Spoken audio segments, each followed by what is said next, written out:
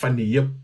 dee yeeg yooyu noo ko jàngatee ak lu sa xalaat lu ñuy jot wax si réseaux sociaux yi boobu ba léegi ak si télé ak si rajo yi bisimilah sister.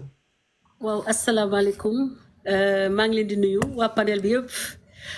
ku ci nekk sa tur ak sa sant di la remercier yow Kaliphone di la féliciter ci liggéey bi ngay def vraiment di nuyu Mbaye di nuyu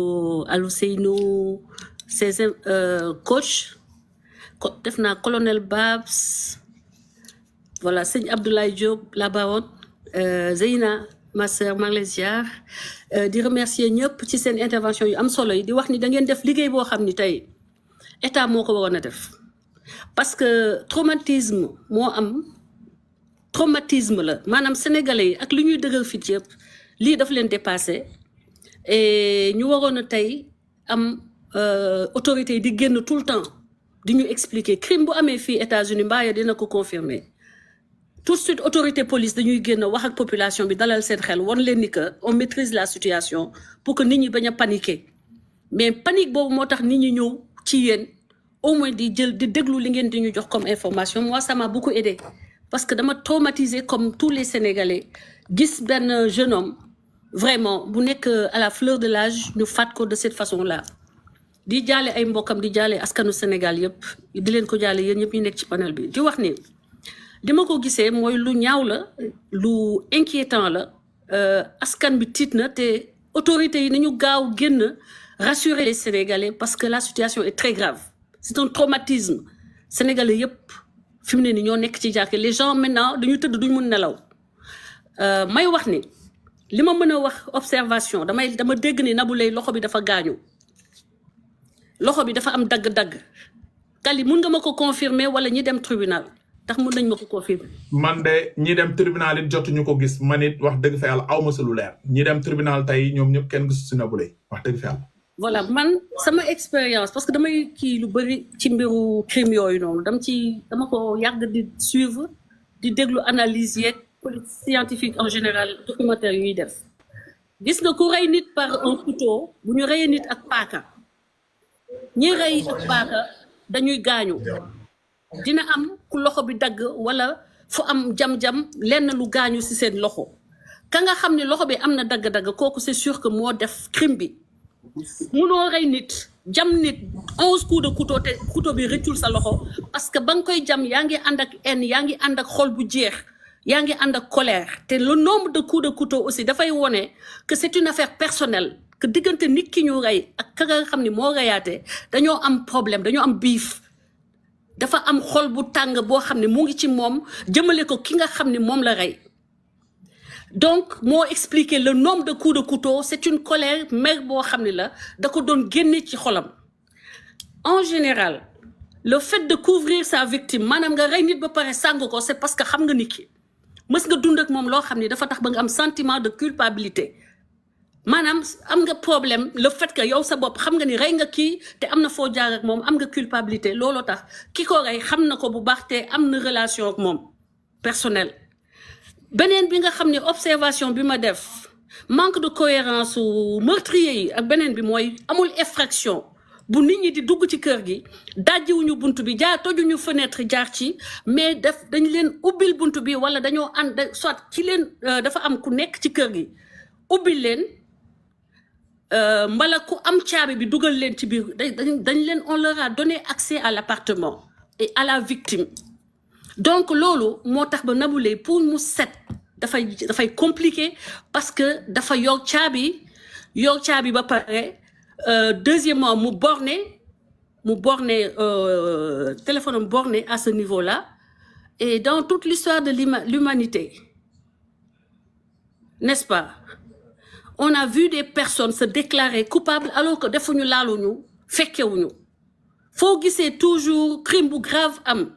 en tout cas dans les pays développés yenn saa nit dina déclarer wu ni man maa ko def pour couvrir ay mbokkam wala xaritam wala nit koo xam ne xalaat na ni kooku nit ku faible la du àttan kaso donc le fait de dire que man maa def ça ne te disculpe pas du disculper ñeneen ñi nga xam ne éventuellement police xëy na day bàyyi rek pour gën leen ñoom nax mais police xam na ni man maa ko def taxul nga nekk coupable donc ce crime est très complexe et c'est un crime crapuleux mobile bi man ci sama xalaat y a un triangle affection waxu duma wax ni amoureux parce que xamuma seen relation dëggantaan mais jàpp naa ni que entre Nabou Leye Aziz et Wally y avait un conflit quelque part parce que man gis nga jour bi ñu wonee Nabou Leye mu tëdd noonu ci kër Aziz rek tout de suite laa ko soupçonné defuma live waxuma mais dama ne kii kanamam leerul ci waa ji kii am na lu métti ci xolam parce que ni mu xoolee du bët bu ànd ak cofeel du kanam bu ànd ak cofeel tout de suite je me suis dit que ndaw si bëggul ñi mu nekkal bon te dafa tëye boppam y a le langage corporel que dafa retenir boppam par rapport ak les gens qui étaient autour d'elle. Elle était isolée de la scène, détachée de la scène. Ma ne ndaw si il faut ñu xoolaat kaam léegi beneen affaire ma dem léegi démb mbaayam yi moo tax ma xam page Wally ma dem page Wally Baldé ma xool page Wally Baldé j'ai vu xale bi di wax ni nga nekk ak nit te yéenewoo ko jàmm di wane photo Sëñ Touba muy wax mu mel ni kuy gaaral te en général nit li ngay dund sa biir kër moom ngay génnee ci réseaux sociaux nit lu muy dund ci këram moom lay génnee réseaux sociaux moom lay bind ci muram moom lay bind bu dee day toog di wax ci kaawu keneen sax moom problème am da ko ciy génne waale parce que nit moo mel noonu munoo dékku yenn coono yi te booy wax génne woo ko donc waale loolu muy wax noonu nekk na situation bu muy dund ba nga xam ne je me suis dit y a un triangle fii dans cette relation d'amitié qu'elle soit amitié ou qu'elle soit relation amoureuse il y a une jalousie qui est là entre ñii te loolu man dama koy dund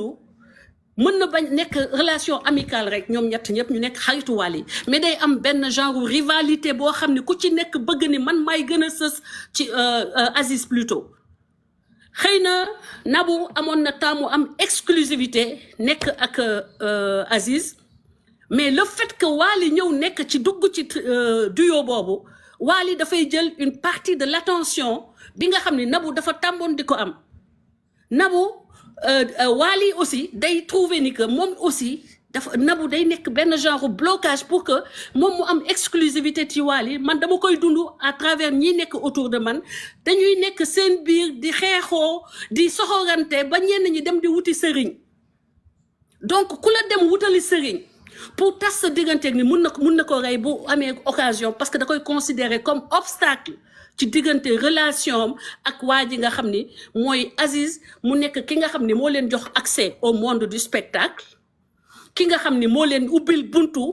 maanaam di gis ngay mën a nekk wetu Wally Seck la star du moment ngay fréquenter les grands artistes sénégalais nga bokk ci léegi ce qui compte au Sénégal ñoom autant Nabou et Aziz ku ci nekk yow sa relation par rapport à Aziz c'est une relation d'intérêt c'est une relation même si c'est une relation boo xam ne dañ leen dama laa bëgg tey te yàlla tax man Françoise dégg naa ko ba tàyyi te xam naa ni du bëgg moo ko lal intérêt bi nga xam ne man Françoise sama carnet d'adresse mooy lal bëgg boobu nga may wax ni bëgg nga ma ko mbala xaalis ba ma lay jox boo amee ordonnance ma jox ma régler la ko boo waree tukki ma jox la parce que c'est ça les relations commerciales qu'il y a au Sénégal maintenant ci biir relation entre deux personnes il y a toujours une personne qui aime le moins et une personne qui aime le plus maanaam maag yow Kaliphone bu ñu àndee maag yow am na koo xam ne bëgg na moroomam plus que l'autre di nga gis Sénégal koo xam ne sax bëggu la mais yow njëriñ bi nga ko amal la bëgg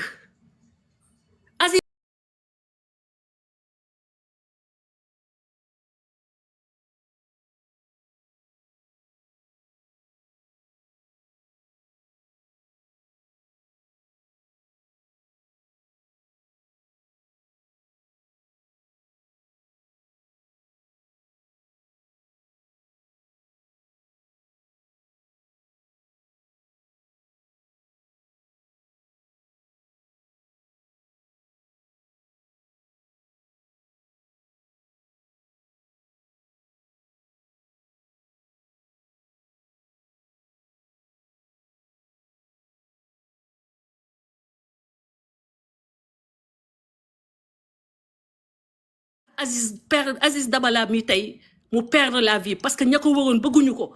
moom escalier la woon pour ñoom maintenant moom day gëm ni moom parce que boo xesee ba yegg benn niveau bi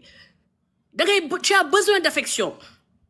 parce que da ngay dem ba yow yaay tànn ñi nga xam ne ñoo lay sës nga jàpp ni ñii moom te fekk yow yaay nax sa bopp du question ni ñooñu dañu la bëgg parce que ni sama doom la man ñaata nit laa wooyee samay doom ñu wëlbatiku def ma loo xam ni Sénégal yëpp teg ci seen bët mais yow dañooy ñëw ci yow parce que yow buntu nga sésame nga paraclet nga da nga leen di ubbil dafa am foo leen di yóbbu soit ñu ngi jël ci sa xam-xam soit ñu ngi jël yow le fait que tu as de l'aura tu as un relationnel soit ñu ngi jël le fait que am nga crédibilité man am na ñu ma jegee dañ ma doon wax dañ ma bëgg sama crédibilité la ñu soxla woon donc Aziz est dans la même situation boo siiwee siiw du jàmmi borom ña lay wër yëpp c'est pas des gens qui viennent pour que toi-même parce que dañ la bëgg mais parce que buntu nga caabi nga pour ñoom ñu defar ñoom seen bopp bu ko defee buñ la jegee nag sax ba ñu commencé taxaw ba samp seen bopp yow da ngay nekk l'ennemi yow da ngay nekk cible yow da ngay nekk ku leen di gêner yow da ngay nekk koo xam ne à la limite ñu éliminer la moo leen di arranger pour que ñoom ñu mën a émerger donc dans le cas de Aziz bu fi nit waxee ay Nabou Leye waaw dañoo kii non Nabou n'a jamais aimé Aziz était buntu escalier échelle pour que Nabou Leye fasse sa vie defar àddinaam vous avez compris man loolu laa bëggoon yokku apporter comme contribution en sachant que il y a parmi nous beaucoup de Nabou Leye et beaucoup d'Aziz potentiel donc désormais gis nañu société bi yegg na niveau de cruauté soxor bi yegg na foo xam ni tey essayons peut-être n'est-ce pas de se protéger davantage suñu kër yi ñuy def ci sécurité def ay alarme boo mënul nga boo ko mënul nga jéem a wàññi ñi nga xam ne ñooy nekk autour de toi en sachant que même ki nga xam ni moo la gën a jege ki nga jox